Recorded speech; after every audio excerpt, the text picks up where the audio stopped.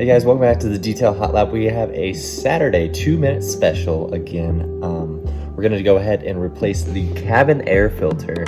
This is one of the most overlooked thing in any vehicle across America, across anywhere. And it's simply the easiest part to access filter-wise in your vehicle. So you go ahead and open the glove box. And this Jeep is very convenient. Take the thing out, pop the little support out, trap door. Just open it up. It'll be a little resistive. Take it out. And here is the cabin air filter. This is 7,000 miles old. I replaced it when the vehicle had 40,000 miles on it.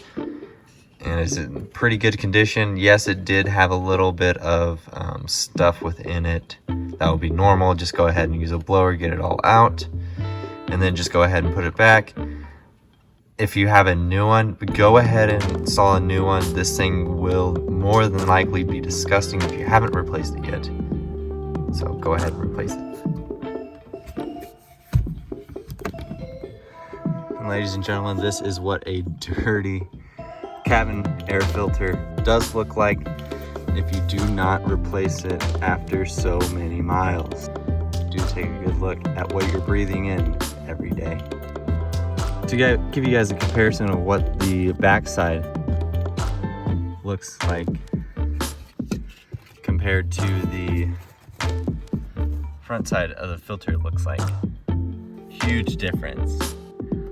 I do have the link for the new filter in the description of each one of these videos, so do check that out for this exact vehicle. To conclude this video, I just wanted you to see this again, how dirty and nasty a cabin air filter can be within your vehicle if you do not replace it every 10,000 miles. We'll see you guys in the next one. Thank you.